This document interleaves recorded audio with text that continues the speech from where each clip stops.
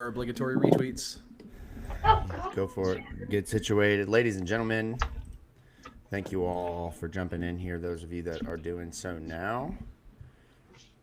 We are getting situated here ourselves. But good evening, everybody. This is bad, Keith. Two podcasts in a row where my power's fucked.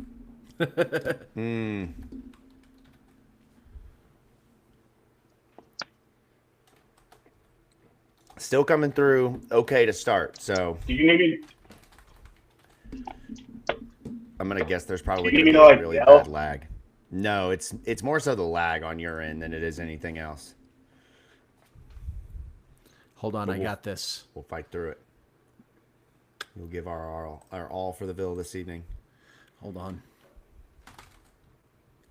This is stupid. Not the podcast. The no power. No, the no power very stupid. The podcast not stupid. That's right. Thank you for clarifying that. Tonight you're blurry Vince, man. Blurry Vince. That sucks because everything looks great from my end. Yeah, I'm thinking that for the folks that are going to be tuned in live, it's going to be a challenge for them to see you. But I'm fairly certain that once the output of the actual video itself comes on the other side of our back-end system here, we're going to have beautiful 4K internet, Vince. So we're fighting through it, man. It's the hackers. The hackers hired by the Calgorithm. They're trying to silence you, Vince.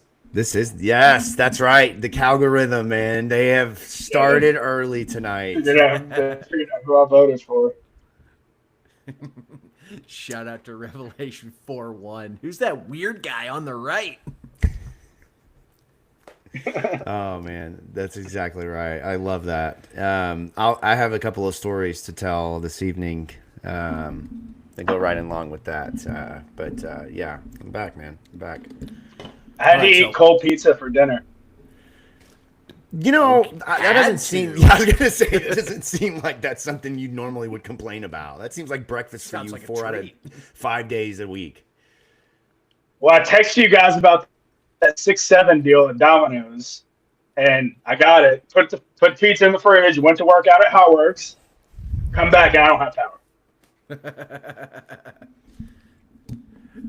Jacob, this a layout you want to go with or no? Do what? This a layout we're going with or no? This is new. This is different. I can't see my hands. Oh, do you normally go with the 3 small squares? Just the rectangles is what we've been doing, but I see you've been tuning in regularly, Dad.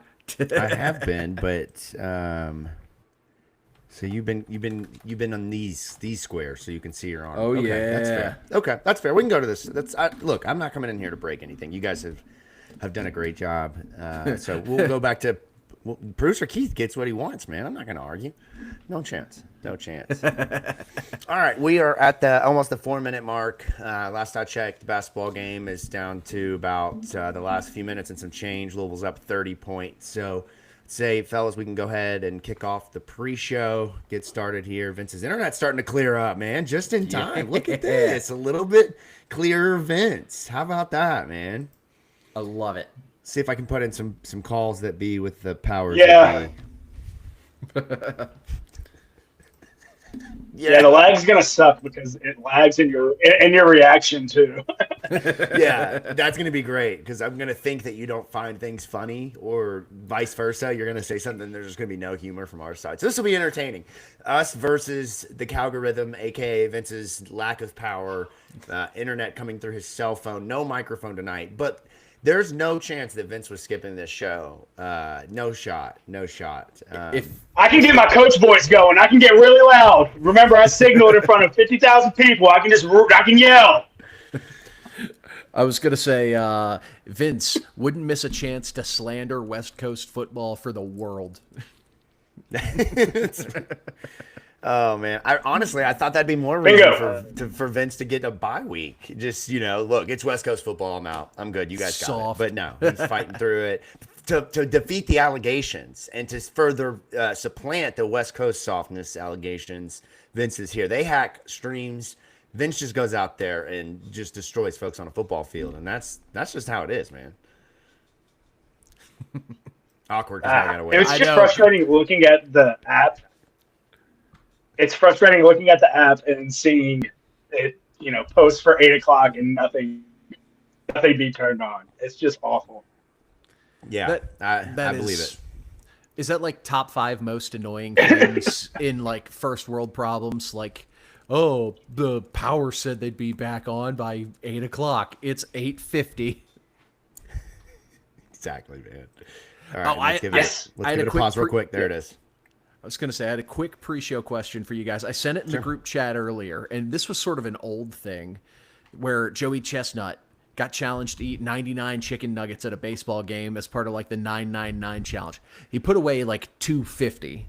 Yeah. So not to do 250, how long do you think it would take you to put away 99 nuggets from your favorite chicken establishment? Well, I'll go first here, but because I was inspired by your message and got Chick-fil-A chicken nuggets tonight and tested this theory to see how many nuggets I had. I told my wife I wanted 16 nuggets tonight, and she looked at me like I had 5 eyes, which is not that many nuggets in my mind. I got no fries, but I ate all 16 without any form of issue, and I'm fairly confident that I could get to 99, not in one sitting, I don't think, but maybe in 2-3 sittings with some help from my friends T, H, and C. I think we could get there. Vince, how about you? I'm confident I could at least do 50. I could do 50 in 9 innings. Any more than that would be tough. So maybe this is just me being delusional fat guy. I feel like if we're doing Chick-fil-A nuggets, I could house 99 during like a football watch along. All right, deal. Okay, we got the bowl game coming up. I won't give the details out of where we'll be for that game, but deal. The challenge, you're eating we're gonna get a nugget counter on a watch party, and you're gonna eat 99 nuggets, and we're gonna nugget counter ain't gonna be able to keep up. Also, let's go. This is happening. Nugget counter happening. Go ahead, Vince. I feel like I have to raise my hand because the lag's so bad. You got to be careful with getting that hand up in the air, though, there, man. Yeah, got to go vertical with the hand. Not out, yeah. The algorithm would love to clip that one, wouldn't they? They'd love to clip that one. Exactly. That's how we fight back. I got a red hat. You're doing those hand gestures. This is how we fight the algorithm.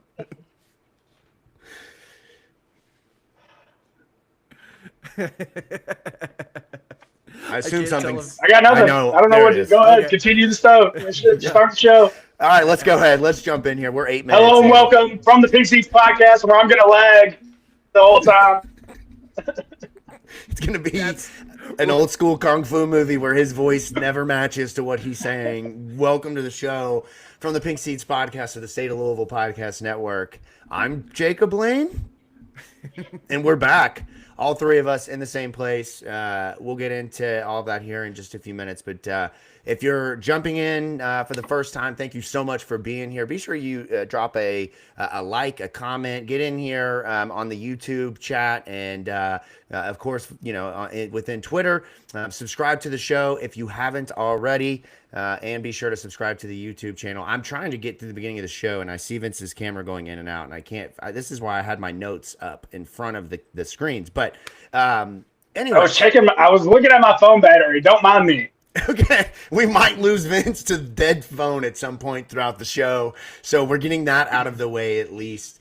But it is exciting times here in Louisville when it comes to Louisville football, as we are talking about a 7-1 Louisville football team ranked 15th in the college football playoff rankings. We're going to get into that and everything that comes with it tonight on the show. And of course, a big time matchup, the third night game of the season this year at Cardinal Stadium against California, first time against California. And there's a lot of things to look at with this team and a lot of things to break down, a lot of questions from the Louisville side with injuries and continuing to progress coming off of the last 2 games. And we're going to get into all of that tonight. Thanks for jumping in, joining us in the Kern's Digital Studio. We are from the Pink Seats podcast, the first and only Louisville football podcast. Jacob Lane, producer Keith Arutoff, blurry Vince, internetless Vince, powerless Vince. But the gang's all here. How are y'all doing? Vince, you want to start? Yeah. Keith, and for future reference, you can go first in all these just to get the, since I'll be lagging. But I'm fine. I'm fine, Jacob. You roll with the punches, man. That's what this podcast is all about. You just roll with the punches. That's right, man. And the dedication is on full display tonight, my friend. No one is ever questioning your dedication to the Ville, From the Pink Seats podcast, State of Louisville, showing that tonight, fighting through adversity. Keith, how are you, buddy? It's great to see you. Glad to have you in, man. I feel like it's been forever, and doing all right. Feeling disrespected and overlooked, and felt like not good enough for Dad, which is the college football playoff committee in this example. Okay, good. Thank you for clarifying. I was gonna say you're breaking my heart there, but there is so much to unpack there. And I've also heard rumors that there's been a mysterious truck in town. We're gonna get into that and much more, breaking down moving companies and ranking them nationally based off of their branding. We're going to get into all of that tonight on From the Pink Seats Party, from the Party Deck, on From the Pink Seats podcast. I also got to give a shout out to the guys over at 1912 Society, the Discord. If you have not joined 1912 Society, shame on you. But guess what? A lot of grace here. So jump in there. Go ahead, sign up. Very easy to do, free to join. And man, Keith, you've been talking about this the last couple of weeks, and this is really how I've kind of tuned in from afar. There is just always something there. It is like Twitter and message boards had a baby, and that baby is the most awesome baby in the universe. Basketball, football, game chats, content after games, all of that. Make sure you go ahead and get into the 1912 Society because that is the place to be. Last thing, guys, I want to get into before we jump ahead. I'm going to try to keep myself together here. It's been a challenging few weeks. You've obviously noticed my absence from the show, and the last few weeks I've been dealing with a lot, man, and it has been a very, very tough time, but I've got to thank these guys for keeping things going. It has been awesome to have them to rely on during this challenge. I told you guys, trying to not get emotional, but it's been a lot, and I just thank you guys so much. I hate that I'm crying on Twitter stream, but this is a blessing to be able to sit here tonight and talk football with you all, and I just want to thank you all. Happy to have you and glad to have you back, man. Yeah, I would like to dive into the details. I thought I'd be ready, but I'm not. I'm not. The Vince's internet might make it better, but I just want to say thank you to our audience. I've had some very bright moments over the last few weeks, including going to Zaxby's and somebody asking me if I had a From the Pink Seats podcast hat on, asking me if I knew about the show. That was enlightening to me. Just moments after the show had wrapped up, somebody told me they were watching. Just all of that, man. It's been a lot the last few weeks with just family health issues, and the bright spot has been watching this show twice a week, guys. And I genuinely mean that. And you two have done such an incredible job keeping this show afloat to where I will say to our audience, not now, but soon, those will be the two guys that you have. And these two guys know Louisville football. And I think it's been so fun. It's like being, you can call me dad, the last couple of weeks with the stream going off and the microphones, but like, it has felt like being a proud father watching you two just keep this show rolling. For the longest time, it's just been me, and we've had Matt and obviously we've had Vince and then Keith joined, but for the longest time, you guys know the show has rolled as I have rolled, and to not be present has been difficult, but again, such a bright spot in my life having you guys. So all that, let's fucking talk football, man. I'm ready to get that out of the way. Let's talk Louisville football, but first let's talk about these college football playoff rankings because there's a lot going on there. Keith, what are your thoughts? What do you like? What do you don't like? Louisville 15th. What do we think? Honestly, not as bad as I expected. Now, I was probably one of the most pessimistic people going into this because I'm full bore aluminum foil hat on. ESPN's just going to rig this thing to get the brands and their properties in as much as possible. I was expecting us to be like 18 to 22 range. I thought Miami was going to be ahead of us because they beat Notre Dame. I thought Southern California and Michigan were going to be ahead of us because sexy brands. Right. I thought maybe Georgia Tech and Vanderbilt were going to be ahead of us. So a little bit better than I expected. That said, still grinding a bit of an axe because I would argue that Virginia has the head-to-head win. That's fine at 14. 13 through 9, I got a bit of an axe to grind because I don't think a single one of those teams has a better resume on paper than us. And if you swap logos on their helmet with another ACC team or another Big 12 team outside of, Texas Tech and BYU, like they would not be up there because they don't deserve to be up there, but they're big, sexy brands. And it worries me, especially teams in the spot of like Oregon and Notre Dame, where they're like 5-6 spots ahead of us, where they could lose another game. And if weird stuff happens and we don't make the ACC championship game, we could be behind 3 lost teams as an 11-1 program missing the playoff. And that doesn't sit right with me. That's tough, man. That is tough. Go ahead, Vince. Go ahead. I was just going to agree with Keith. I mean, that's the weird world that we live in where people would rather have brands over your records and over your performance on the field and strength of schedule. It's just, it doesn't sit right with me either. I didn't expect us to be as like 18 to 22 like Keith, but I definitely expected us to be out of it. I did not expect Notre Dame to be getting as much love as they have gotten. That blows my mind. I'm not surprised with Virginia. Oh, whoa. Wait. Uh-oh. Power's out. I'm still alive. The Chupacabra got Vince. I'm still alive. Hold on. The algorithm. Keep going. The algorithm. Go ahead, Jacob. No, go ahead, Keith. Here, I thought Vince was freaking out because I was shaking a delicious Surfside, which apparently that's what you're supposed to do before you open them. That was something I learned this week. That still blows my mind. I didn't know that either. I still am going to challenge that. We're going to push back on that until we know that is a fact. But it's really interesting to me on a number of fronts.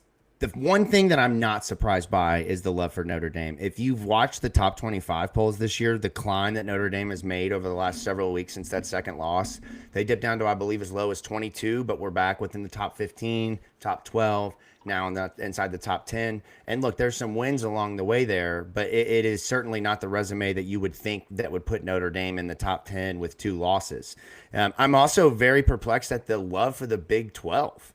Look, I get that you have an undefeated BYU. I get that you have an 8-1 Texas Tech. I'm not super convinced that if you played Miami BYU on a neutral field that BYU beats Miami. I'm not sure if you play BYU Georgia Tech on a neutral field that BYU beats Georgia Tech. I'm not convinced that you beat that Texas Tech the same way. I don't see the love for the Big 12 personally, and to have Utah ahead of Louisville with losses to both of them also doesn't make any sense to me. So the Utah one, that one sticks in my craw a little bit because their only wins are to a now unranked Arizona State and an unranked Cincinnati. Those are their biggest wins. Yeah. And they're being rewarded for close losses. Now, I'm not going to sit here and come after BYU. You're undefeated. You deserve to be ranked highly. But Utah, for sure, is one that I am very skeptical of their resume. And then Texas Tech, they're another one-loss team. Their loss was at Arizona State. I'm not going to sit here and act like Arizona State's a bunch of bozos, but I would argue their loss is worse than our loss, and they don't have any wins better than ours. So it's frustrating.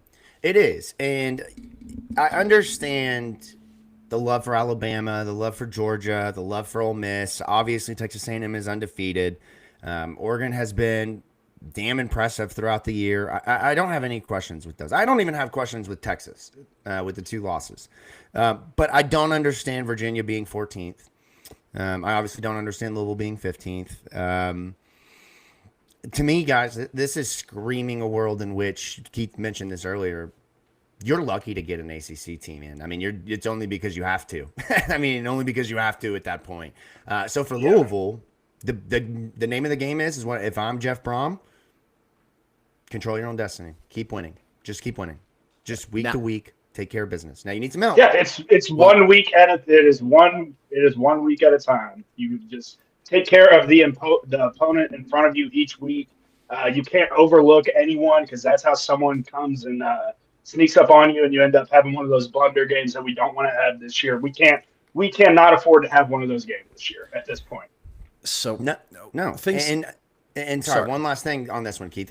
You mentioned earlier the close losses and being rewarded with close losses. I'm sorry. I mean, I know Louisville lost 2 touchdowns, right, to Virginia. What was the final score of that game? Overtime. By overtime. 4. That's right. Sorry, it was 2 touchdowns that Miller Moss gave up. Yes, lost in overtime on a missed kick, right? Like if I remember correctly, Louisville had a chance. We to made win a that football kick. game. They scored a touchdown on their possession, so they won by 3. Actually. Okay, so if you walk away from that game without throwing one of those touchdowns, interceptions to touchdowns, you win that game, right? So for Louisville to not be looked at in the same light, Louisville would be undefeated in that case had they not done that. And so that's where it comes into double standards, right? Because you're in this conference and because you've played these teams, if you do X, Y, and Z, we're going to reward you. But if you're in another conference and you do exactly that, you're going to be looked at in a negative light for that. And that's what I don't understand and what makes this whole thing so frustrating and just makes me say, just fucking keep winning every week and make them not have a choice but to put you in the damn playoff. Well, if they put a 3-loss football team into this thing, it's a joke. It is an absolute joke. You're making a fool out of yourself, in my opinion, if you do it. I mean, you're just saying it means nothing. The games mean absolutely nothing if you're going to be putting 3-loss football teams into the playoffs. So for folks at home who might be keeping an eye on things, just maybe wanting to know who to root for, like I'm going to come here, not be gloom and doom, talk about like what help we could use, not just for us, but for the ACC as a whole. There are some opportunities for teams ahead of us to take significant steps backwards. First one being Texas Tech and BYU play each other this week, if I recall correctly.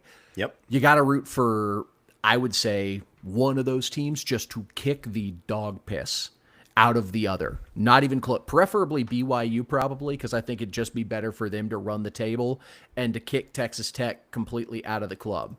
Texas still has games against Georgia on the road at rank 5 and against Texas A&M at home. You probably need Texas to lose both of those. If they win one, they're begging for a reason to get a 3-loss Texas team into the playoffs. So you need go Dogs next week, and then we got to root for those weirdos in the jumpsuit on rivalry week. So Oklahoma, they have a bye, and then they play at Alabama. So that could potentially kick them out of the paint and knock them down. They also play Missouri. My worry is they beat Alabama but then lose to Missouri. Then they find a way to fucking leapfrog Missouri over us. So, and then Oregon, sneaky good game to watch. Oregon could lose to Iowa this weekend, and it would not shock me. Oregon is, because it's at Iowa. So Oregon has at Iowa, home against USC, and at Washington still on the schedule, and a game against Minnesota, who, as much as I hate PJ Fleck, that's been a feisty squad over there. So I don't think Oregon gets out of this unscathed. I think that takes care of itself. So just some short-term rooting interests that could potentially work out for the ACC if results go our way. Right, and obviously at this point, and I don't have the standings pulled up in front of me, but I would imagine Virginia Tech is in first place in the ACC. Georgia Tech tied for first. What's the tiebreaker there? So right now, Virginia Tech is undefeated in conference play, despite having a loss to NC State because it wasn't a conference game. So it was a scheduled game outside of their 8-game ACC schedule, so it doesn't count for conference play. So Virginia's in first right now. Georgia Tech, Pittsburgh are tied for second because they're 5-1 in ACC play, where us, SMU, and Duke are all tied for, I guess it'd be fourth, with us being 4-1, having one less game played. So those teams have the game in hand. If I said Virginia Tech, good catch, revelation. I caught you. Yeah, I know Virginia U. So there's still a whole lot that needs to shake out. Duke could potentially sneak their way in. Georgia Tech still has a favorable schedule. They could sneak their way in. Louisville and SMU play each other, so that's going to resolve itself. And then we have the head-to-head tiebreaker over Pittsburgh if that's who we're fighting. So there's a long way to go for the ACC championship race. Vince, you need to cheer for Duke against Virginia now, okay? You need to make sure that's the one game you cheer for Duke, because that would be a great... Power's back on, boys. Hey, we're rocking and rolling. Shout out to our friends at El Genie and KU doing the Lord's work, getting Vince's power back on. No.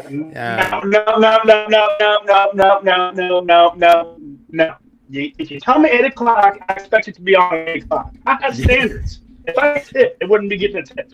We call that VST, Vince Standard Time. That's the time in which Vince operates on. But glad to have the power back on to join the party. We'll see if the internet catches up throughout the show. And that leads us right into looking at boys. I'm just gonna leave. I'm just gonna leave, and then I'm gonna rejoin on a better setting. All right. Okay, that sounds great, man. I think we can manage. Don't let him back in. No, I'm kidding. Let's just real quickly before we'll jump into Cal once Vince gets back into the show. We'll kind of reset it here because the basketball game is wrapped up now. From the Pink Seats podcast, Jacob Lane. Yes, I am back, joined with producer Keith here. Vince Lococo trying to battle power/internet issues tonight. Seems we've got that resolved. He will be right back. We are brought to you by Kern's Corner, the Kern's Corner Digital Studio. Thank you so much for jumping into the show here, either on Twitter or on YouTube.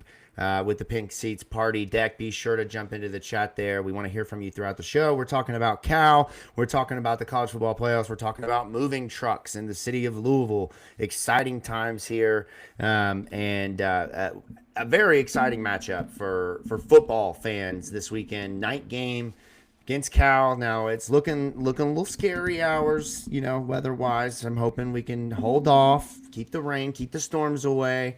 But we encourage everyone, get those tickets, get out there, make a difference. It's going to be a big one for Louisville, looking to go to 8-1 against a California team and a team. Look, Louisville is got to be careful because that Jeff Brom slippery slip up is still out there, and I'm thinking we're past it. I'm really, knock on wood, I'm feeling good that this team is capable of keeping it together and being a team that is able to overcome adversity against lesser teams or teams that are not as talented or shouldn't be as good as them on paper on the actual football field. We've seen that with BC. We've seen that with Virginia Tech. But the battles don't stop. Each week is a new opportunity for teams to get wins. As Keith has alluded to, Cal is looking to get that coveted 6th win that has really become the standard of Justin Wilcox. He's the Jeff Fisher of the college football, if you will. 6-6 all day long.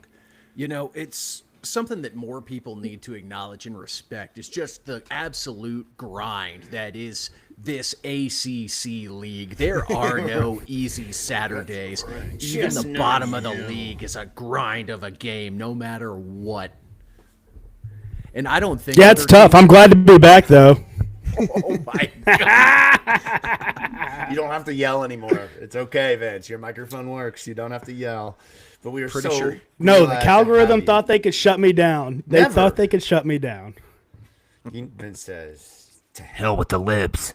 No, I'm kidding. What do we say to the Calgorithm?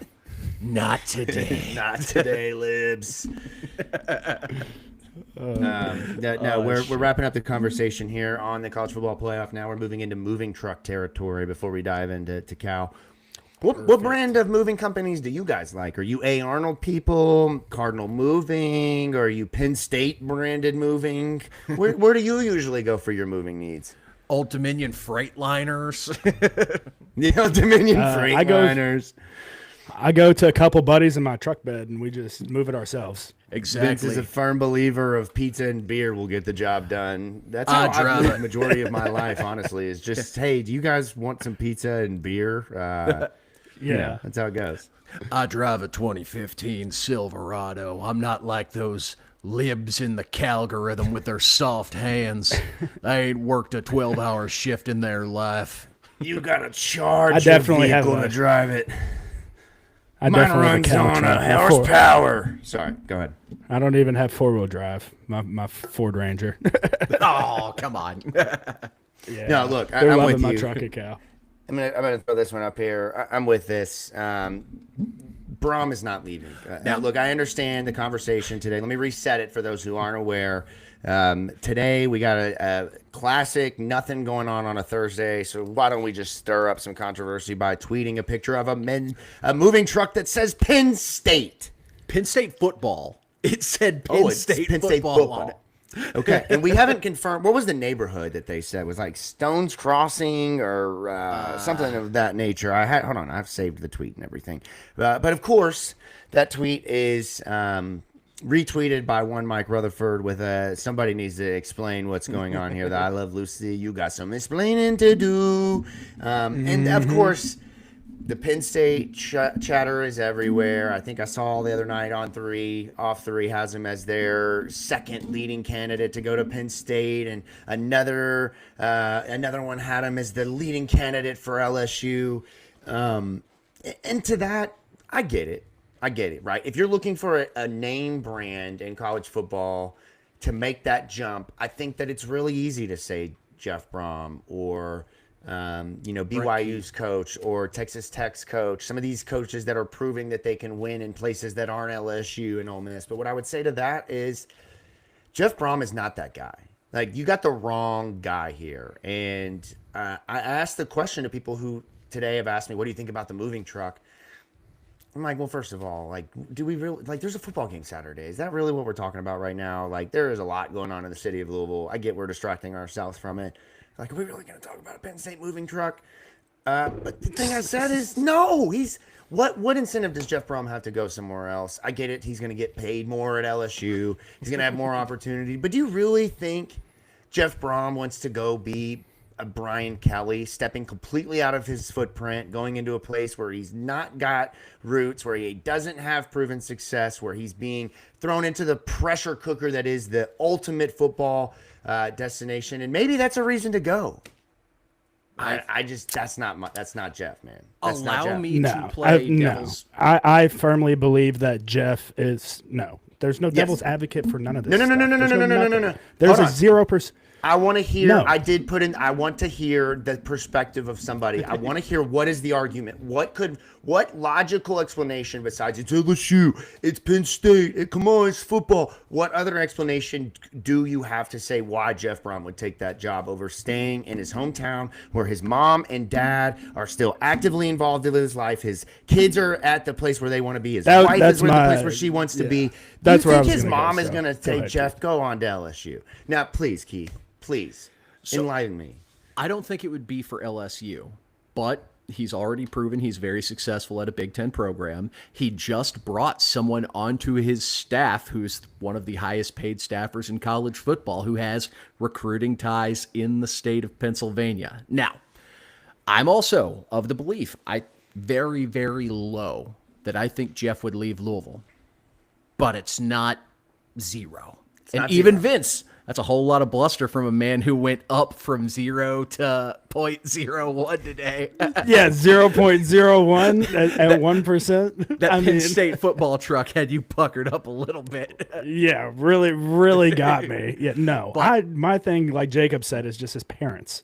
Like, with both of his parents being here and with the age that they are at in life, they're not going to want to travel to – they still go to all the games. I mean, they tailgate – you guys see them. They tailgate right across from us every single week. They go to just about every single game. I mean, Oscar is on more Louisville sidelines than he is Trinity sidelines nowadays. Like, he is very much wanting to just enjoy all three of his boys at one spot. And, I mean, the only one that has potential to leave is Brian. If we're talking anybody going somewhere after the end of this year, it's Brian to take a head coaching job at, one of the lower level G5 schools potentially, or a lower level P5 where a head coach is leaving. I agree. So, I agree with that. Go ahead. Here's my thesis, if you will. I don't think, like, this year would be significantly earlier even than my expectations. But I think it's fair to say Jeff's a competitor. He wants to always be able to compete at the highest level. He wants to be a guy who competes for championships. He does. I also think he's no dummy, and he knows that a program like a Penn State is going to, one, probably make him one of the highest paid coaches in the country if he were to take a position there. And 2, is going to promise to dedicate close to $30 million annually to a football roster. And with those resources and with the tools he'd have there, because I think Jeff hates dealing with NIL stuff. I mean, Vince, we've been in rooms with him having conversations. He hates the NIL chatter. He does not want to deal with it. Go to a program where you can throw blank checks to make any and all problems go away. You can just focus on winning football games and competing for championships.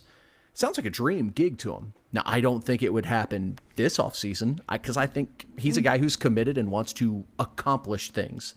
And I think making one ACC title game in 3 years, potentially 2, to quote the recent phenomenon Kendrick Lamar, it's not enough.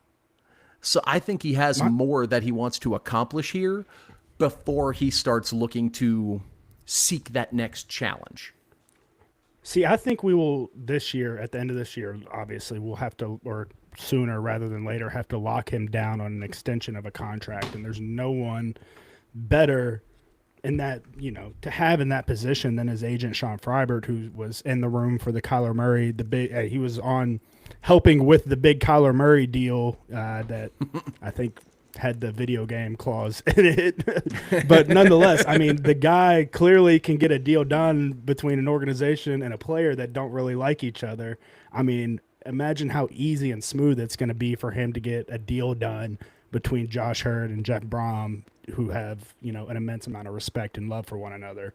So I just think that, eventually an extension, I would not be surprised here in the next couple of weeks if we see something like that.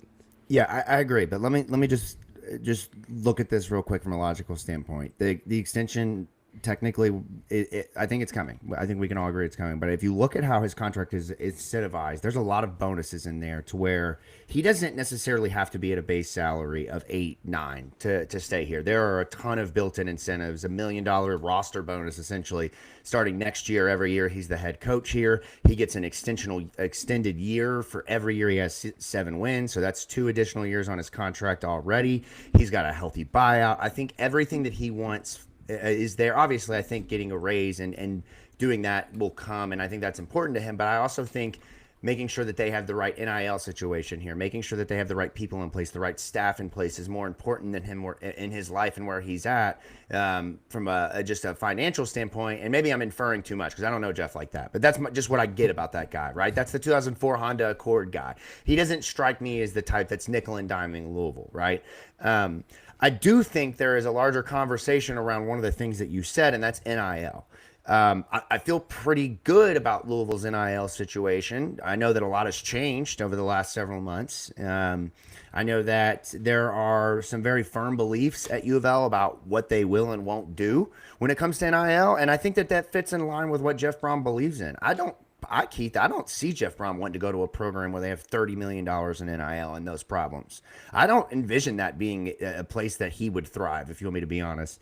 And I also don't think that he looks at a program that had the same coach for 11 years who went and just fell short of winning a national title and is now unemployed. That just doesn't strike me as the type of place where Jeff Brom would want to go and be employed. Again, I'm inferring a lot about a dude I don't know. I'm inferring a lot about a dude I don't know.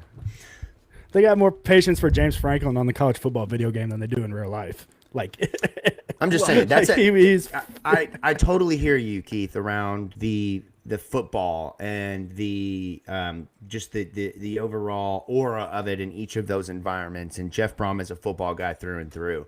But I think to him, and again, this is a lot of inferring.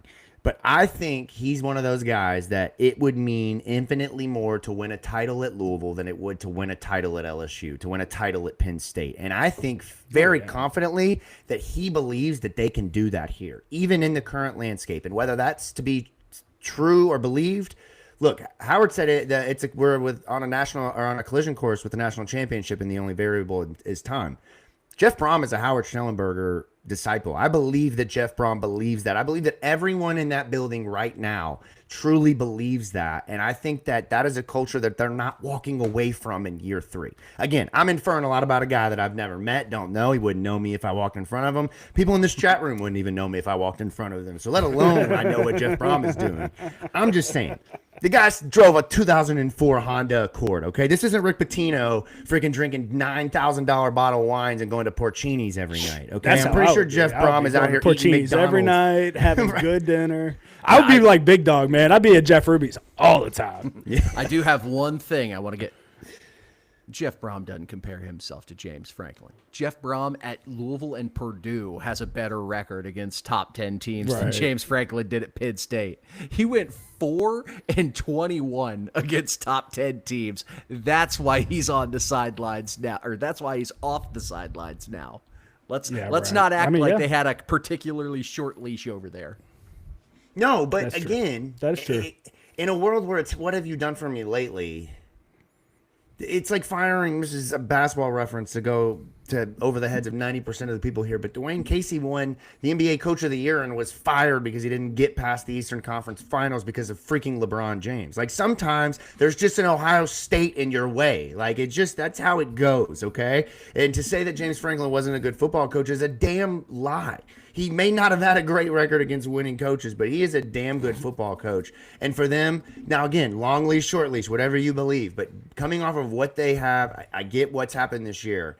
I'm just saying, that doesn't seem like a Jeff Brom culture to me. Let's move on. Enough talk about that. Jeff Brom's in Louisville this weekend as Louisville goes to take on Cal at Cardinal Stadium. We get to finally enter the Calgary rhythm for the first time. We've seen what they think they can do, but I think that this game on Saturday, boys, is going to be a lot like what we saw tonight with Vince's internet.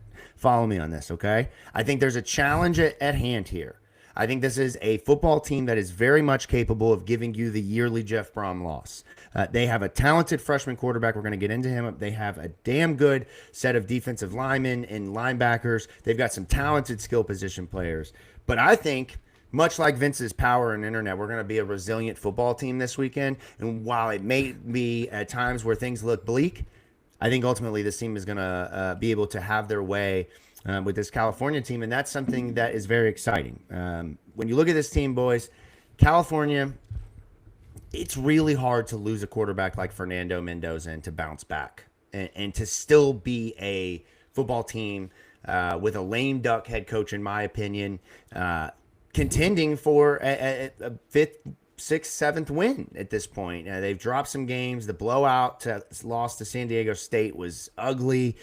They lost a close game earlier in the season, a 10-point, 3-point game. They've had some close ones, but ultimately, because of their quarterback, Keith, this is a football team that can be very dangerous. Yeah, it's a unique offense. If we want to go ahead and dive into sort of what they do preview, like, this team loves to run motion. They are motioning, I believe it was, I put the stats in the sheet, so give me just a moment. 44% of the time you're seeing motion from this Cal team on offense.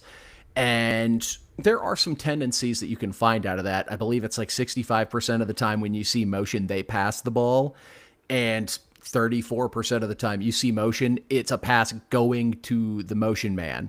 Those stats, courtesy of Statso War, Parker Fleming on Twitter. You probably recognize him as the did we get beat that badly graph guy. But they love to use motion, and they love to pass the ball. I believe JKS right now, 8th most pass attempts in the country as of right now. And a sort of bugaboo for this Cal team, though, is that they drop the football a lot. 25 drop passes this season, most in all of P4 football. So that's sort of been what's held this Cal team back. Like, I think they've done a good job of scheming open and scheming out a creative offense to best weaponize their true freshman phenom quarterback, but the team's letting them down. Yeah, I mean, they can't run the football.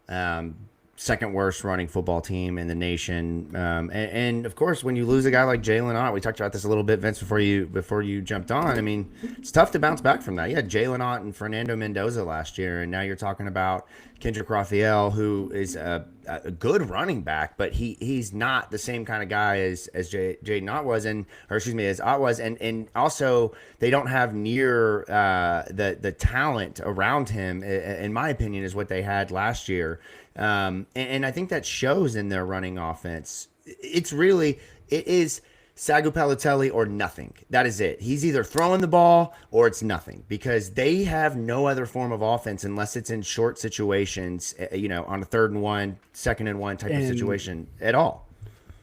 And quite frankly, I would have pulled this quarterback already. I mean, he has 9 interceptions on the year, and it's like, is there just nobody better on your all's roster that you can put in the game? And that also, like, the 9 interceptions also scares me in a way, because he's a true freshman and clearly has no leash. So that means, like, he is going to use any and all athleticism. I mean, he can move around in the pocket, not afraid to use his legs.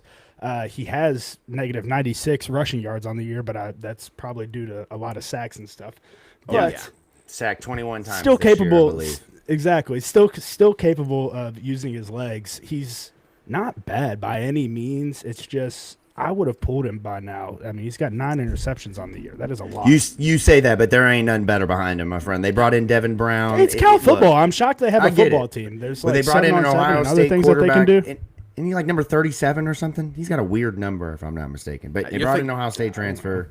You're thinking of Bear Bachmeyer at BYU. Oh, I know him. He's 47, which is freaking awesome. Love it. I hope he keeps that. But no, Devin Brown is their backup quarterback. He's played a little bit sparingly this year. I mean, look, Vince, it's as if Lamar didn't have Kyle Bolin and Reggie Bonifant that first year. I think if Bobby only had, let's just say if Bobby had Adam Froman and Lamar Jackson, he would have played Lamar Jackson all season long. And I'm not comparing JKS to Lamar Jackson. I'm simply saying they know they have a dynamic freshman who they moved hell and earth to get into their program after enrolling at Oregon.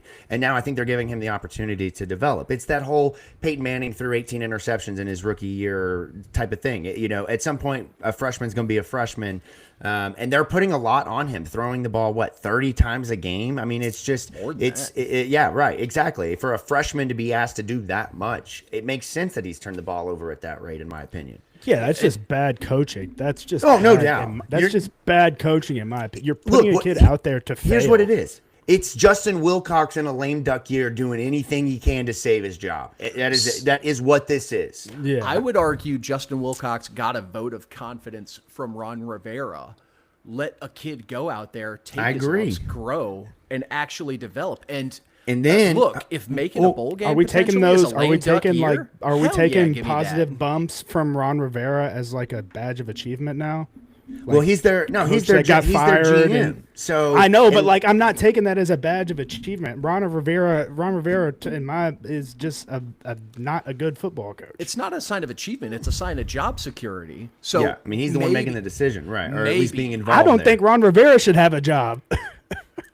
I think Ron Rivera should be sitting analyzing games on a TV with somebody, Amazon Prime or something like that. I don't know why he's around football to begin with. Riverboat Ron? What you mean, man? What you mean? You don't want Riverboat Ron? He got ran out of Washington, dude. What are we talking about? He wasn't a good coach there. No, you're totally right. But I mean, look, this is a guy that, in their opinion, I mean, I joked at the beginning of the year, how long until Ron Rivera makes himself the head coach? It's a Stan Van Gundy, Pat Riley type of situation, again, with an NBA reference here.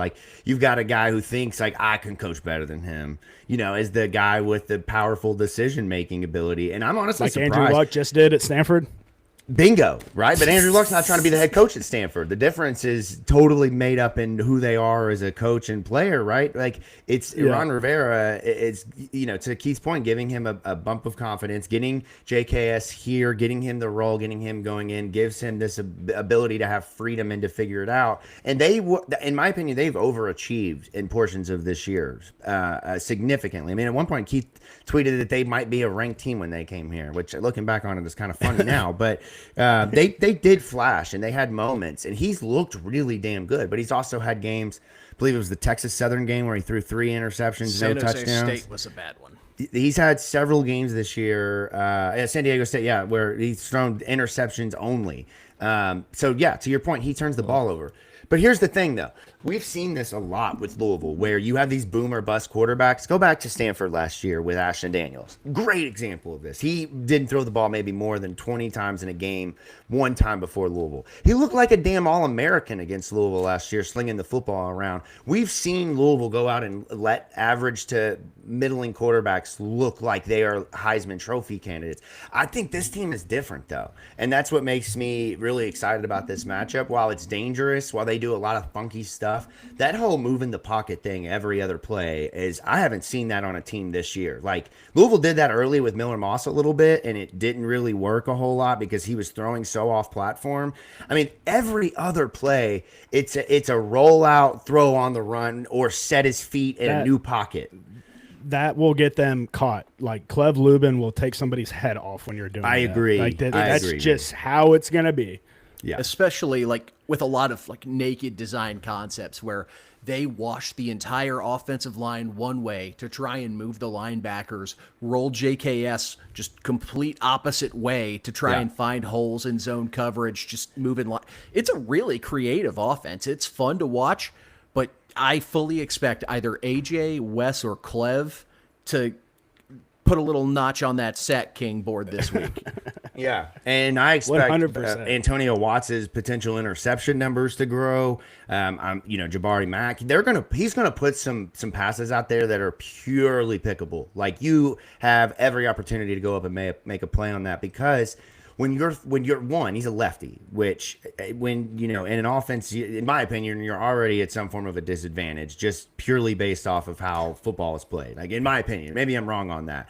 But you're rolling out. No, you're right, Jacob. You're right. The ball, like at the wide receiver, Sat wouldn't recruit lefties, right? And it's not, and like that's not because lefties are worse. It's because you have to flip the entirety of the offense. Yes. Now a left-handed quarterback, and the ball spins different coming out of a left-handed quarterback's hands than it does a right-handed quarterback. So they could have all. Like, I guarantee you they have 2 or 3 backups that are right-handed quarterbacks. Those receivers have to catch passes from that right-handed quarterback. That's why the dropped passes are happening, because they're getting it. The ones, it's just not the same. It's tough. And he throws a lot of ducks, like a lot of wobbly balls that, they go the distance, but they are quacking the whole way. And, it's the hospital ball, as Keith calls it, He tries to be Superman, and he knows it, but Cal needs him to be Superman. Yeah. He's not the hero Berkeley deserves. He's the hero Berkeley needs. I bet like has he had a game where he hasn't thrown an interception this year? I believe he's had at least 1 or 2. Hold on, I bet like here. Whatever game, like I'm sure he's gone off on a game or 2. I bet that's so fun for him because he's a freshman, and it's like, clearly you have no leash. You can do whatever you want out there. Who knows if you know the playbook or not? Well, I mean, so I'm sure it's kind of fun for him in a way. I assume that's partially why he's at Cal, because they were willing to get him on the field as a freshman. Right. I mean, he wasn't playing over Dante Moore. I mean, and then from there's no guarantee. He's had multiple games this year with no touchdowns and multiple interceptions, and he's also had several games where he's had no interceptions and a few touchdowns. So, I mean, it truly is a what the hell are we going to get week to week. But what I said to Keith earlier, Vince, and I think that I don't know, maybe you won't respect this, but like if he's right-handed and he's the same quarterback and I'm playing a football game like a college football or Madden, this is my dude right here. Like, I love a good quarterback that can roll out, reset the pocket, and just rip passes down the field. That would be the guy that I'm stacking numbers with. Oh, for sure. I mean, for sure. Go ahead, Keith. All his deficiencies are all mental, and that's what you expect from a true freshman. Like, look, we could all say, like, if you're building a quarterback in a lab, this is a lot of what you're going to look like. The kid can move. He's got good speed, maybe not elite speed, good pocket mobility, has a friggin' cannon for an arm. When he's like in the zone and he's on, has pinpoint accuracy. There's a reason this kid was a 5-star coming out of high school, out of Hawaii. This kid's special. Good. He's good, man. He's really good, and he's a young freshman. I'm not pushing back on the 5-star from Hawaii thing.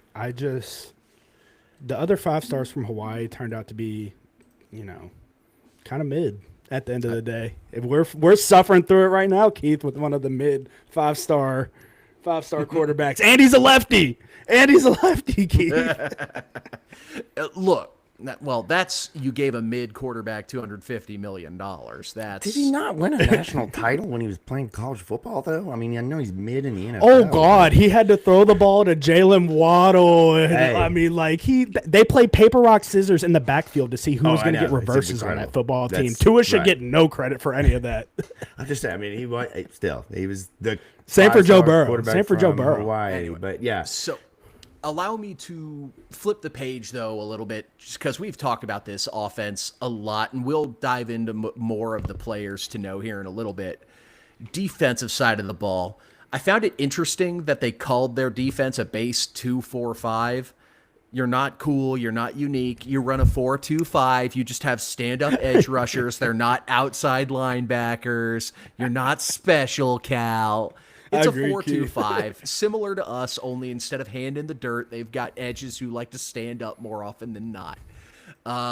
What the biggest thing that I noticed, like they've got some guys who are thumpers on that defense. Like, Yeah. they're not overwhelmingly bad. Linebackers for sure. They're not overwhelmingly special. We're going to gush about one of the kids, Cade Olave. Yeah. He's on their injury report, though, right now is probable. He got knocked out of the game last week with a hand injury. Yeah. If they don't have, like, that honestly might affect That's huge. what I play. So it's going to be a tricky pick-em segment if that kid's playing or not. But they've got thumpers overall, but it's a very average unit. I don't think they're overwhelmingly bad at anything. I don't think they're overwhelmingly good at anything. They're just like a college football defense. The one knock I have against him is they're one of the most penalized defensive units in the country, 119th out of 134 teams. So crowd noise, get them to make mistakes. They will hurt themselves. Yeah. And Chris Olave is a beast, dude. I mean, 81 tackles on the year. But Keith, you mentioned like him being a thumper is perfect description for him. I mean, every single hit is like him trying to put you through the turf. So if he is not playing, best wishes on the recovery, but thank you, Jesus. Right. Yeah, he's a guy who I'm like, okay, yay, we don't have to play him. Yeah, seriously, dead ass. And I mean, I don't say that very often with like a lot of guys. Like it reminds me a lot of the NC State. Like he could definitely go play at NC State. I was like, literally this is just an NC thinking State that. linebacker for sure. Peyton Wilson. Yeah. Yeah, no doubt. I mean, I think I wrote this in the show notes, but the numbers this year with him are absolutely staggering. Cade Olave. I mean, he is their leading tackler, as you mentioned. I think he might be the leading tackler in the country, if I'm not mistaken. But this season, where is it? Here we go. 5 games with double-digit tackles. 1 game this season with 19 tackles. So, I mean, you're talking about easily the best output in the ACC, probably in the country for a performance in a game. So it's just, things like that are, it shows what he can do. And then they also have a couple of other linebackers that also popped when it came to kind of how they play. TJ Bush seems to be their kind of premier pass rusher, the guy with 4 sacks this season. So similar numbers to Clev Lubin. 29 tackles on the year, and again, if their defensive linemen are going to kind of be of the mold of what we saw under Brian Brown, where they're really just meant to stuff and make holes and open up for linebackers and for the edge rushers or stand-up linebackers, if you will, to make plays. They're not going to be guys that get a lot of sacks, a lot of tackles. They do. I think their leading defensive lineman is 34, 35 tackles. So. Not by any means a poor performance, but they're really more so going to be able to open things up for the rest of them. But the challenge for them is not their linebackers or their front three. It's their secondary. I mean, they seem to be really what is Cal's issue this year, both obviously in the passing game, but even in the running game. I mean, if those guys don't make a tackle, which if you get past Cade Olave, you're probably gone anyways, but they've just been piss poor all year long. And that's where you guys talked about last week with Virginia Tech that Miller Moss needed to take advantage of a secondary that had been average, if not worse than that. And I don't picked his ass off. Yeah, right. I don't think he did that this weekend. I think you've got to lock in and take advantage of a bad secondary. Yeah, I completely agree, Jacob. This is one where Chris Bell can definitely use his physicality, and Colin Lacey can use the shiftiness to find the open spaces. I'm leaning more towards Colin Lacey having a big game in this, just being able to find open spaces in the zones. But then again, Chris Bell's done a phenomenal job all year on those rub routes, things coming across the middle, being able to sit it down when it's needed to set down, being able to keep it continuing whenever it's needed to be kept going. So it could really be a huge day for either one of those guys. It's all on Miller Moss to make these correct decisions. I'm not so much leaning on the offensive line having a bad game and, Miller's having this and that, he's getting hit a lot and sacked. No, they're playing fine. You're having clean pockets, maneuver around in the pocket, be the sixth-year quarterback we expected you to be, and just make some plays. Yeah, I got nothing to add. You would. So, I feel like this sets us up perfectly to go ahead and transition Cal players to watch. Now, you all already mentioned his name a few times. I was gonna see if I could challenge you all to say his full name. Sagupaloutele. It's like a soccer chant. That's all I want to do when I hear his name, man. It's a great last name. Like, it's an absolute bop of a last name. I'm not gonna lie. I will say I was tuning into it was Cover 3, National College Football Show, like week 2 or 3, because I had watched first couple weeks of Cal because I'm a sicko watching it from morning to night, and they were doing a live show during a Cal game while it was on, and one of the guys was like, "No, you guys watching Drawn Sega Genesis? This kid, holy shit!" I like that one, Duran Sega Genesis. That's a good one. His last name reminds me of a Pokemon. Like, it's the, and if they could only say Sagupaloutele, I could hear it. Like, it's perfect. But no, the one thing that I look at this Cal team and where I do think offensively, at least, where they could really have some damage because of the fact that they don't have much of a run game. They really do have to go all in on the passing game. They've got 2 weapons in Tron Grizel, which I think is a great name. Tron is a badass first name.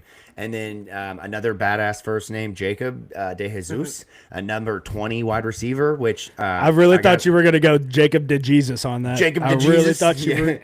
Jacob the Jesus. That's exactly who he is. The whole time I was typing the article this week, I was like, Jesus. Jacob de Jesus. Jacob de Jesus. But he wears number 21, I believe. Yep. And number 20, like wide receivers that wear a 20, it's growing on me. I actually really like it. So, but not him. I don't like him. In this case, I do think, though, that he is a dynamic playmaker. He leads the team in receiving. Tron Grizel averages, I believe it's somewhere between, 13 or 14 yards per catch. So, I mean, these guys are capable playmakers. He's going to try to stretch the field. He is going to try to hit the deep ball multiple times.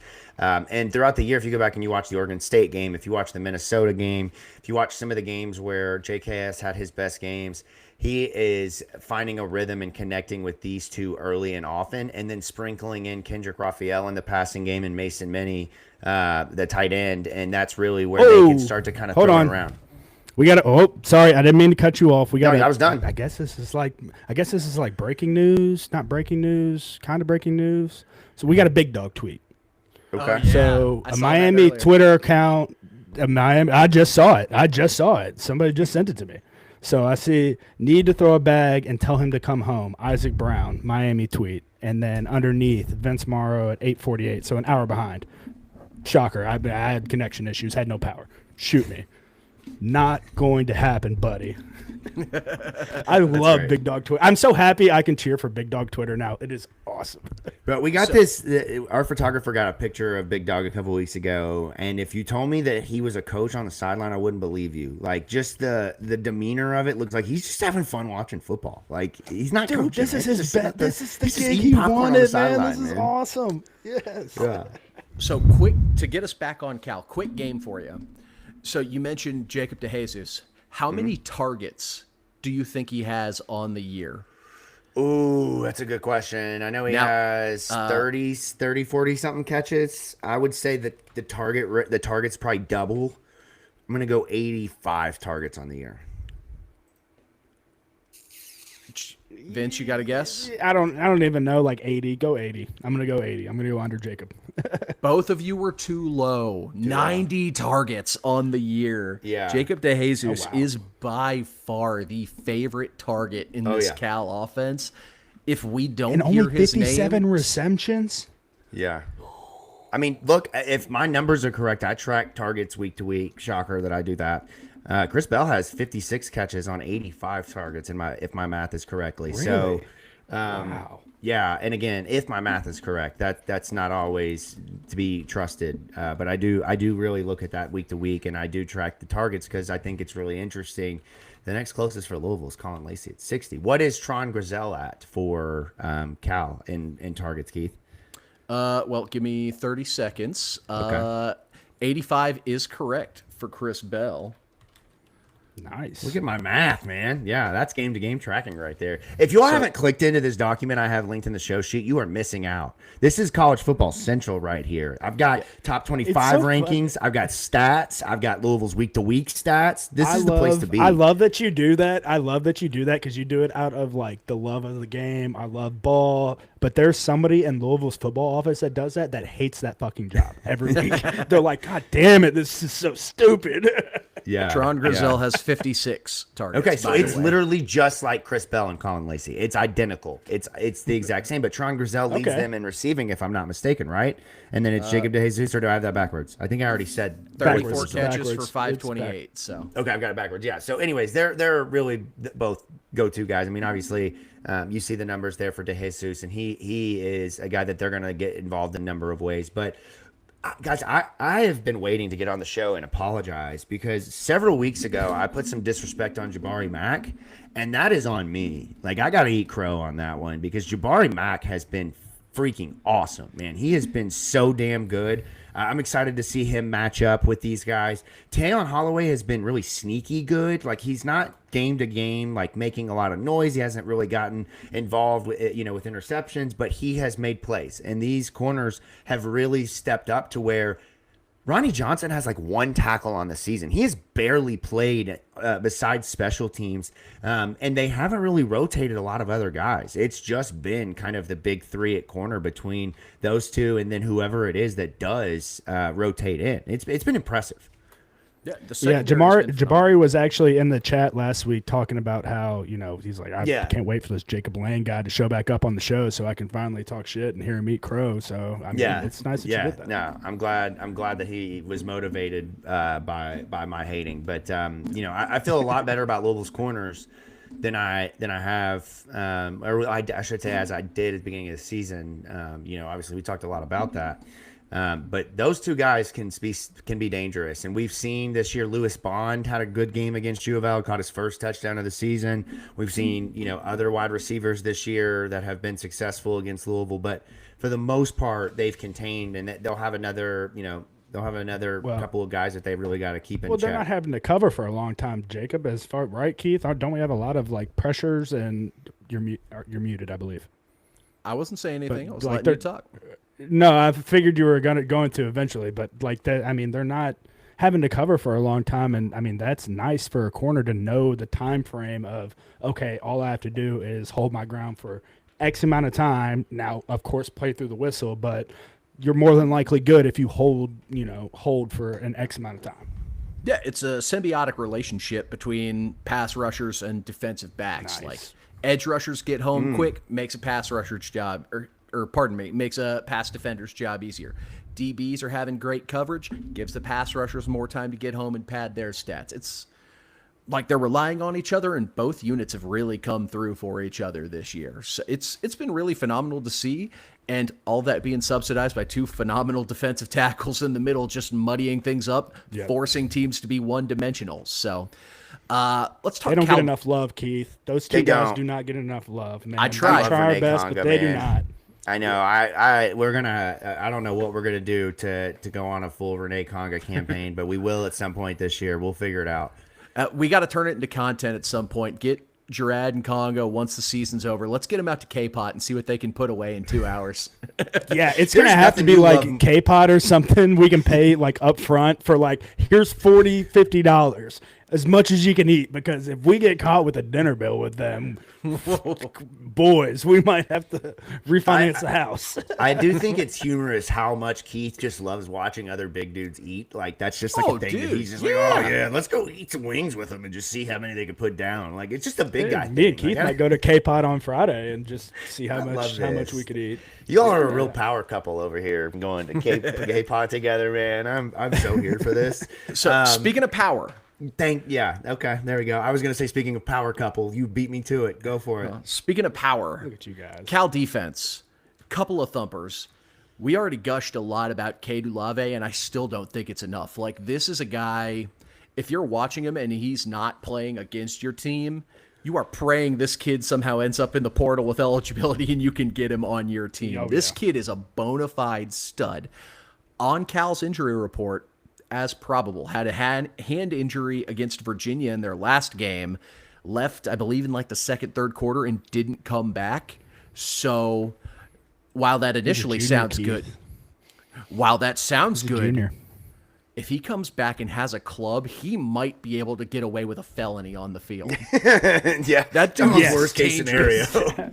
It's almost worst case scenario to give a guy like him a club, man. Like, it's not fair. There's nothing worse. There's nothing worse looking out, and you see a club like that. When I played linebacker in high school, you'd see a club on the offensive line, and you're like, son of a bitch, because you just know, you'll beat him, have your normal day and everything, but you're gonna leave like bruised to all hell. Yeah, you know what? Switching gears though, you mentioned Olave and we talked about T.J. Bush, but you have Cam Sidney on the list. They've got a couple of other guys that rotate in. I mean, look, they're this is Luke they Pirelli, continue the redshirt freshman linebacker they have. They have developed talent, man. They have been a talent. They have been a minor league for better teams. Like, they are producing talent that they're sending off to Oklahoma and Indiana and Florida State, and We are said better team. Yeah, come on, Olave. I would take either one of those kids. I'd take Luke Pirelli too. That kid's a stud as well. Honestly, the defense kind of reminds me. Now, I don't know statistically if it's a fair comparison, but it's just a unit full of really good players. Like, if you took our 2013 defense and just took Q and Ashton off of it, it's just like a defense with a bunch of dudes on it, man. Mm-hmm. No, elite superstar guy. Is that what you meant right there? Is that not what I said? Oh, yeah, 23. My bad. Yeah. I was going to say, they're definitely not 22. 22 badass fucking defense. But no, you're right. And, when you switch sides and you look at Louisville, and particularly on the offensive side, you can't look at this game without asking the question of what happens without Isaac Brown. I have not seen an injury report. You did. Is Isaac Brown listed as out? I assumed he would be, obviously, based off the way that Jeff has talked about him. You saw the video of him, leaving the field, the injury, and there was a video I saw after of him kind of limping around post-game. So, I mean, it seems like it's a pretty serious injury that at least is going to be a couple of weeks. The good news is it seems like Duke Watson could be back in the fold. What was the update there? Probable for Duke Watson, which is... I don't think we've had a guy marked as probable that hasn't played yet. So I assume that's the coaching staff's way of saying they're banged up, but they're good to go.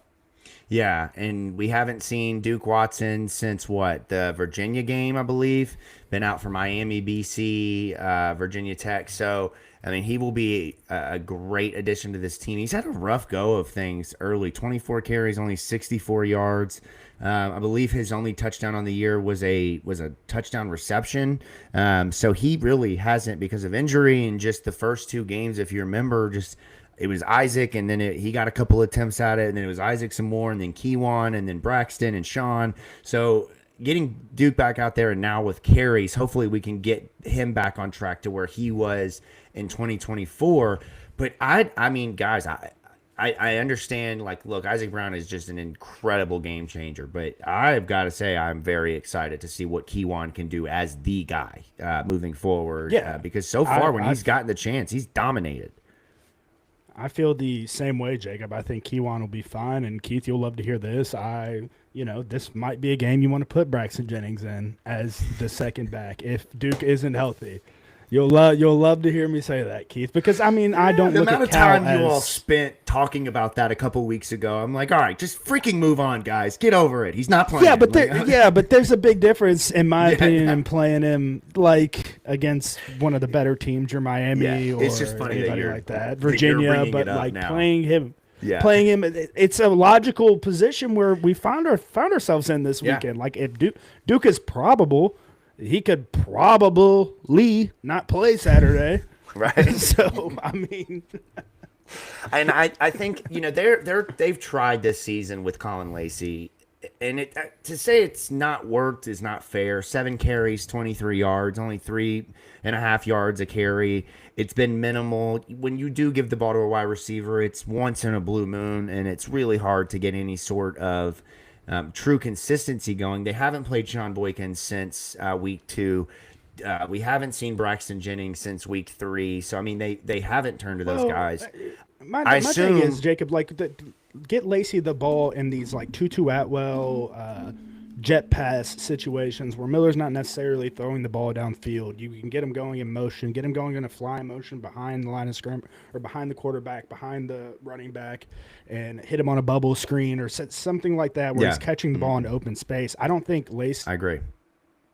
has the ability to be able to read between the tackles. I agree with you, and I'm pretty sure what did I say there was 7 carries? It's been the same 7 play, like the same play 7 times. Like I don't think there's been any variation. It starts out with Colin as a wide receiver, he motions into the backfield, and he runs a sweep, runs an outside zone. Like it's the same thing pretty much every time. The defense is like, oh wow, you gave the ball to Colin, didn't see that coming. So I think that if you are going to continue to work him in, you've got to figure out a way to get creative with it.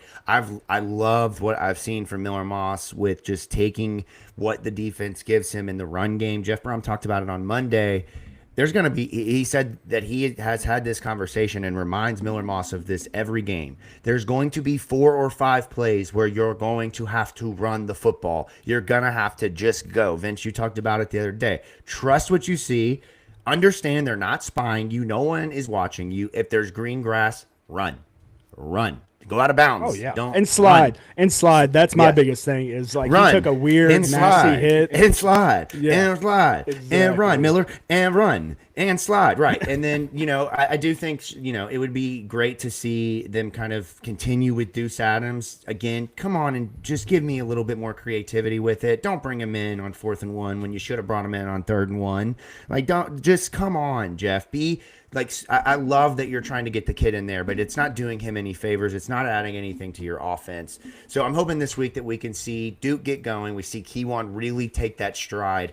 He hasn't gotten the opportunity to be the guy in a game until, late first half, late second half, when Isaac starts to kind of slow down. What happens if you give him the ball 15, 20 times in a game? I mean, who says that Keywan can't have the same kind of impact? It might just look a little different. Offensively, anything else that you guys think? What Bell, Lacey, Skinner, Kariski, what do you guys think just in terms of the rest of the offensive line? I mean, that sort of transitions into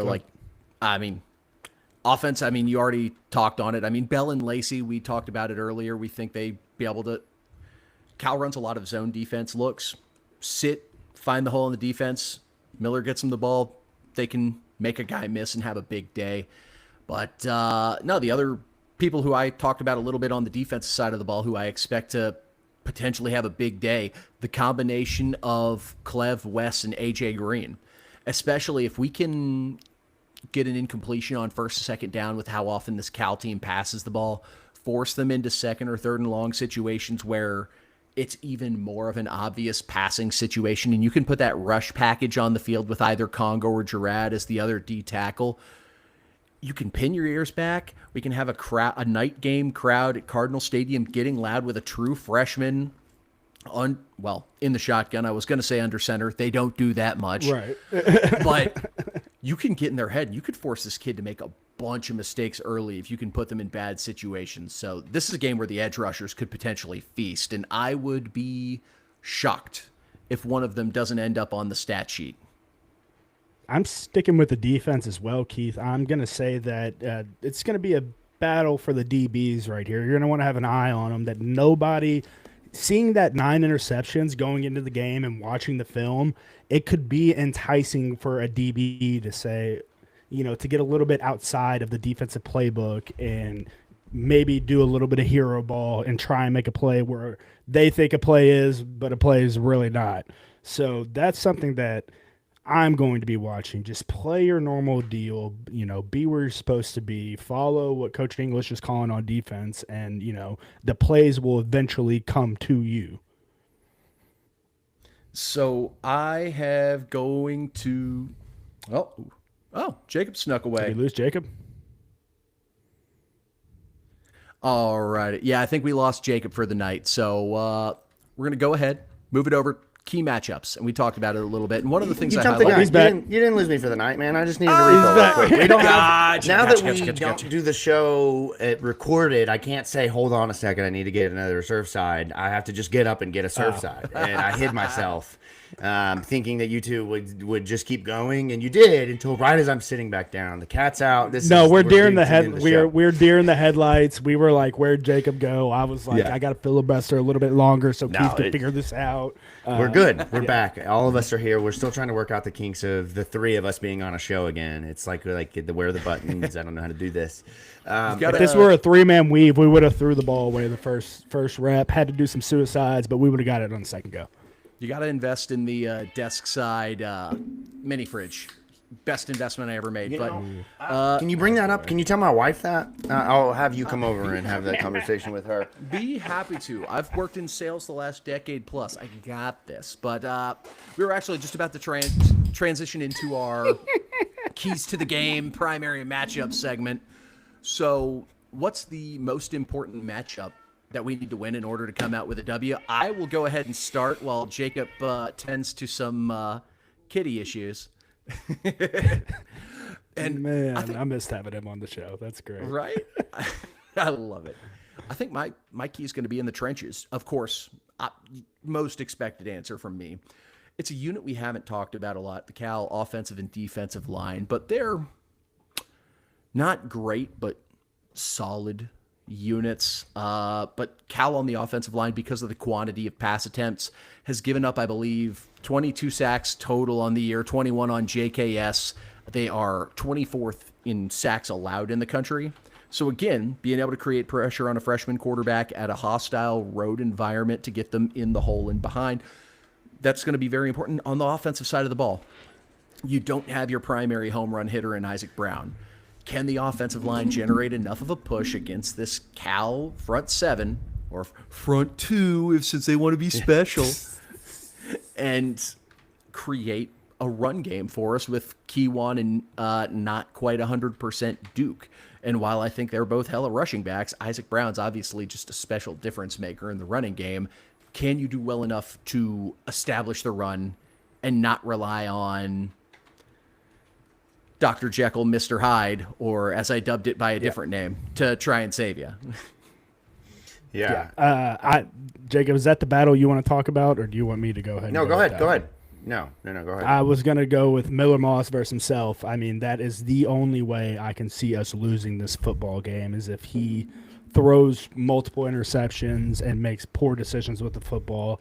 In my opinion, I thought last week was a game where he, would lock in and, have a really big day and eliminate some of those conversations, but he found a way to keep those conversations sticking around and, is fighting another week, and we're sitting here saying, which guy are we going to get? So I like that you call it Miller Moss versus himself. That's way nicer than what I put in my matchups, which was Miller Moss versus Midler Miss. Well, I mean, I said before the season even started, that my autocorrect on my phone, it's not a good thing that it autocorrects to miss every time I type Moss in. No doubt, man. It still does, and it almost feels intentional at this point, at time to time. The thing with him, a couple of things actually. One, not been a quarterback that Jeff Brom chews out more than Miller Moss, and I don't know how to take that when Jack Plummer was your quarterback at one point. Like, that to me screams like, I personally see it as Jeff expects better. He sees the opportunity for Miller every time he makes a mistake to not have made that mistake, and it drives him nuts for whatever reason. It's like, for example, the comparison between my 8-year-old and my 4-year-old. The expectations that I have for them are very different, right? Jack is the 4-year-old in this case, and my daughter would be the equivalent of Miller, in that I just expect more out of her. I expect certain things at 8 years old that I don't expect out of my 4-year-old. And maybe Jeff sees it differently. I don't know, but he seems to be very tough on Miller, which I kind of like. You would think it would be opposite of that, because Jack was the guy that, has already been in the playbook, my offense, things like that. But I think that's a testament and speaks to how good of a football coach Jeff Brom is, because he knows, okay, he's been with Jack before. He knew I can't go at his throat every single time. I can't come after him and bark down his neck every single play, because he might be a player that shuts down whenever you do that. Whereas with Miller, I might be able to get in his ass all I want, and he's going to go out there, look me in the eyes, say, yes, sir, turn around and command the offense. So, I kind of lean more that way, that Jeff knows his football player and knows, okay, I can lay into Miller a little bit more than Jack. Well, that's kind of funny, because I remember earlier in the season, Coach Brom had a presser where they were talking about it, and it's like, so I've had to adjust my coaching style, because some guys, you can't lay into them as much because they shut down. And it seemed like he was talking about Miller. I think he's just worn his patience out. Like, I've tried gentle parenting. The shit's horse shit. We're going to do it my way now. Yeah. I could see it either one of those ways, man, for sure. It's tough because, again, just like with Jack Plummer, your team, record-wise, is much better than your quarterback play. And it's really hard to say. Tyler, I know, right? Exactly. But, and that's the hard part here. And it's a conversation I don't want to have tonight, but I think it is the big knock on Jeff so far in year 1 and year 3, is not having another guy ready to go and not having somebody that can push that guy. It's a lot like when Malik, for 2 of those 4 or 5 years, just there was nobody pushing him. Like, we were complaining about a backup or or a walk-on or Evan Connolly pushing Malik Cunningham, and it's like, come on, it's not happening. I really hope that Jeff is using Deuce and Brady Allen to push Miller, but at some point, man, like with your quarterback, if he can't make the plays that you need for this team to be what it is in your mind, at what point do you say, I gotta find something else? And I'm not saying that that's where Jeff is, but the mistakes that Miller Moss has made have not been oopsie. They've been bad. They've just been like Jack Plummer bad almost. And Jax was like, oh shit, you thought you were throwing the ball with that linebacker that was 2 feet in front of you? No, you weren't. This one is like, Miller, bro, that you can't throw that ball. What are you doing? We all know the one last week was bad. And there's been a couple of those this year. The Virginia touchdown that I talked about earlier, where you're falling to the ground and you just chuck it. Like, what are you doing? You cannot lose games. EKU, the first game of the year, trying like to squeeze those two hitch route that he yeah. So I'm with you all that Miller has gone, talking about Jeff, has gone kind of up and down, and that's the hard part. Is we think we're getting to where we're starting to see him really crescendo and hit his momentum and really get into a groove, and then he throws an interception, and they have to come back and win, not despite him, but despite his turnovers. I think we've passed the point of having this dialogue at this point. Like, if we were going to make a switch and say, screw it, this is a developmental year, it should have been after the Virginia game. And much like 2023, we're victims of our own success. We can't develop because we still have everything within our reach. We just have to have faith that this guy can get us there. Yeah, and that's the scary part of this season in itself, is week to week we're clinching because we just don't, like, the rest of this team is fucking awesome, man. This defense is nasty. They got playmakers everywhere. These skill positions are some of the best we've had under Jeff Brom, with Isaac and Chris Bell and Colin Lacey. But then you got this quarterback that every once in a while, it's just like, it's the Three Stooges types of interceptions, man, that you just cannot do as a senior, or else they're going to start sharing the picture of you working behind the counter at Long John Silver's, man. You don't want that. You don't want that, Miller. You don't want to be that guy, I promise. Don't let Calgorithm will take that and put that, oh, bro. They will have a field day with the Long John Silver's, dude. I'm really, really hopeful that with it being a home game, with the crowd being into it, that we can just really get the best of Miller Moss. But without Isaac and then, of course, some of the other things going on, it's just, you just never know. And I can tell you, if we don't get the best of it, the crowd's going to let them know about it. That's for sure. Yeah. I mean, they already had this year, right, Keith? What game was that? Was it JMU where the Boo Birds were out? Virginia, JMU, both. It got pretty bad. Yeah. So, you know what else is scary? This predictions contest, Vince. It's going down to the wire, man. Like, we're all still within one game of each other. We're getting close to the end. Me and you now have a 1-game lead after Jacob going on a losing streak after taking a hiatus from the pod. So to keep things fair, I went. See what happens when you don't show up, Jacob. You lose. You end up losing, man. It's been a rough couple of weeks, boy. It's just been that Virginia Tech game. I thought I had you all. I thought I was like, oh, I'm gonna get them right here. Nope, 12-point win. Like, damn it, damn it. So with that, Keith was hitting me on the leg like, we got him, we won. I'm like, what? He's like, no, we got Jacob. I'm like, oh. Yeah. So the game within the game. This is a line. It's pretty similar at most sports books. 18.5. So it started in the 20s and it took a precipitous drop here recently. Yeah. So we're at 18.5 right now. A lot of sports books, if you want to sponsor us, we'll be happy to use yours. But until that happens, go wherever you find. Sorry, ESPN Bet, we won't use yours. Sorry, that's the only one. So with that, I went before Vince last week. The two of us are in the lead. So Vince, it's your honors this week. Okay, I got this one. Yeah, cards are covering for sure. I am confident. 18.5 is the line. I don't know if I said that or not. You did, and you obviously feel they're going to beat that. Can I ask you a question though, Vince? What would the line have to be for you to go the cow points? Like, I'm just curious. Like, would it be in the mid-20s? Like 21 plus? Okay. Yeah, 20s plus. Okay. Yeah. I mean, like 18, I'm very confident in this football team, specifically in the defense the kid's thrown 9 interceptions this year. Just math will tell you he's likely going to throw one against us, and I'm very confident that we will make them pay, and they'll find themselves in a situation where they're going to have to throw him more times than they want to, and we're going to take full advantage of it. Now, it's all up to Miller Moss and the offense just to run your normal game plan. I really think you can go out there and run your normal stuff, even with Isaac missing. Keywan's a good enough running back for it. Duke's a good enough running back for it. If we have to throw Braxton out there, we can do that too, Keith. So whoever wants to go next, you got it. That's right, Mason. Yes, 100%. Yes. Yes. So this is a bit of a that's honestly kind of what I was thinking. You were gonna be like 40, 50. Like, I didn't know what your answer was gonna be. That's hilarious, Mason. You know already. If it was Duke, it would be 500 before he took the points. So it's the same shit. Go ahead, Keith. This is a weird one.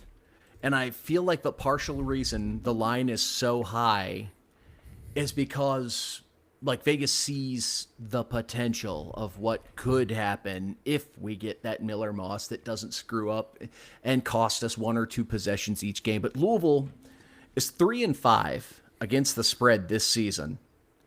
And all 3 of Louisville's covers have been on the road. They have not covered a single game at home yet this season. Man. At least at the closing line. So with that being part of the reason, and I still just do not have faith in Miller Moss, I think we win. I think we win handily, but 18.5 is a big number. Now, I will say, primary caveat on that is I'm assuming Olave is good enough to play. Yeah. If Olave doesn't play, I'm going to get real nervous about that pick real quick. Yeah. So I think we're good enough that we'll be able to keep Cal at arm's length most of the game. But until this team goes out and actually just puts a boot to ass against a team in this conference, I can't trust them to do it. So that's why I'm taking Cal in the points. This is the one. Yeah, that's fair. That's fair. I'll give you that. The last time, literally the last blowout, if you will, would probably be Bowling Green, the 40-17 win. The 38-24 Boston College game didn't feel like that big of a point differential until the end, just because of how they played in the first half. But also, I have to manufacture drama for your pick to give you a split team to choose between. Yeah. Yeah, I love it. I love it. I love that we're differentiating ourselves after years of our pick being one differential each by the time the season's over. But I'm going to go with Louisville minus 18.5 because of really one thing here. I think at the end of the day, what this defense is going to do in this game is turn them over and force a lot of sacks. I think 2 interceptions minimum, 3 sacks minimum in this one. I even think the interception number could be as high as 3 or 4. And because of that, if you give Louisville the ball back that many times, I think he'll probably throw an interception on his own side of the field at some point in this game or a fumble. I think that Louisville is going to have the opportunity to stack points. Maybe late that they pile on, but knowing how good this defense is, at some point, Cal is going to have to go all in on throwing the football, which Ron is just going to be able to pin that defensive line and linebackers' ears back and just let them go and say, hey, Jabari, just go, go, Antonio, go take care of business, get the football for us. Keith, there's one key factor you're missing in your pick. This is an alma mater game for Ron English. Gotta get your get-backs on your alma mater. Is he a Cal guy? I think somebody tweeted about that. I could have got. That's very possible. I get got off. I 100% think this could shape up to end up being like a 17-6 kind of game. Just gross game all through. Yeah. Like offense can't get going. Vince is right. Saves the day. Researcher Vince over here. Cal alumnus Ron English. I get all my research from X.com. He started his career. Oh God, Vince, we have a bit of a conundrum here. Okay, I need your thoughts on this. He started at Arizona State and then went to Northern Arizona and then went to San Diego State and then Arizona State, Michigan, Louisville, Eastern Michigan, back out west at San Jose State. Can you believe in a coordinator that has spent that much time on the West Coast? I mean, I like scenic views out on the West Coast too. I mean, I'd go out there for a year or two to hang out and then move back.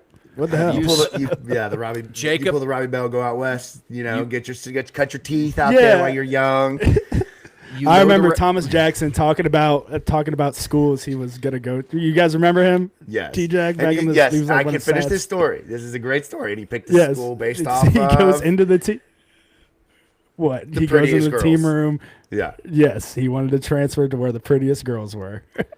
I was going to say, the Arizona schools have a reputation for a reason. So, That's right. What do you mean I'm besmirching the brilliant minds of Rob Gronkowski? Scattaboo. Okay, well, that'll do it here with predictions. Thank you all for tuning in. This has been a bit of a longer show. I've been kind of watching here. We've actually picked up quite a bit of steam just with folks jumping in after the basketball game. One point on Twitter, up over 1,000 folks in here watching football on a basketball night. So we thank you all. That's big time. This town, man, they can support 2 sports. Like I truly believe it with Louisville basketball and Louisville football. Big weekend. Beat Cal on Saturday. You got UK basketball next Tuesday night. So get out there. Like I said earlier, make a difference. This Saturday, night game. It's best of the best. It's going to be a great time. And then next week, we got a short week on the way to Clemson. So take care of business. I do just real quickly, guys, want to plug a little basketball thing if you don't mind. I'm so sorry. Not those shooty hoops. But obviously, it is very rare in this day and age that Louisville basketball and Louisville basketball and UK basketball play before Louisville football and UK football. And this week on Tuesday, UK and U of L will go head to head in basketball. And we, State of Louisville, will be live out at Goodwood on Whiskey Row before the game. with our first basketball pregame show of the year. We've got some announcements coming in that show of what you can expect throughout the season. We are extremely excited to partner with Surfside to bring you those ahead of most major basketball games this season. So if you are looking for a place to stop by, drop into Goodwood. And if you're a UK fan listening to this and you wanted to drop in and drink some Surfsides, Republicans buy Jordans too. Okay, that's all I'll say. That's all I'll say. But we hope that you'll jump in there and join us. And as I mentioned, we got Clemson next Friday night on the football side, so we will be out tailgating in full force. And then just a week after that, the boys are hopping on a plane and headed to Dallas with Surfside. So we take Surfside to SMU. Extremely excited to partner with Surfside for some activations down in Dallas ahead of the SMU game. So things are heating up here on the state of Louisville starting next Wednesday. Excuse me, keep saying Wednesday. Next Tuesday night for the UK U of L game. Yeah, man. Hey, that's how you get me to watch basketball. Just throw a party, and I'm there. Yeah, yeah, that's exactly right, man. And it will be that exactly. I'm really excited because this basketball season starting out has been a lot of fun to watch. And I want to tell you guys this, okay? This is dedication. Listen to me when I say this. I didn't watch the basketball game tonight. I prepped for our show. So I am locked in on football while also carrying basketball duties in part-time fashion. So I just want you to know. Don't Jason question. Pryor played tonight if you needed an update. He did. And people are furious that Pat Kelsey continues to call him KP, which I think is just hilarious. I mean, that does, but that bothers me too. Yeah, it's like the name we don't speak around here. So, all right, last thing before we jump out of here, if you haven't, subscribe to the YouTube channel, The State of Louisville.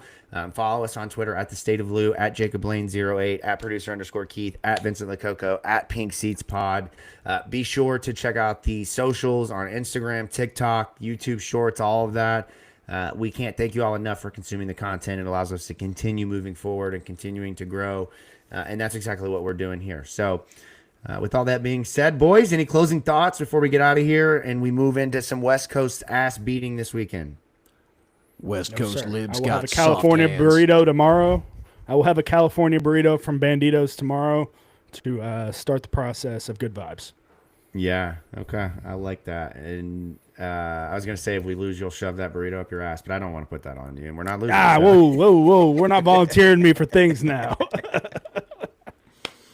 Yeah, I'm just making sure you don't go volunteering to do that. No. No.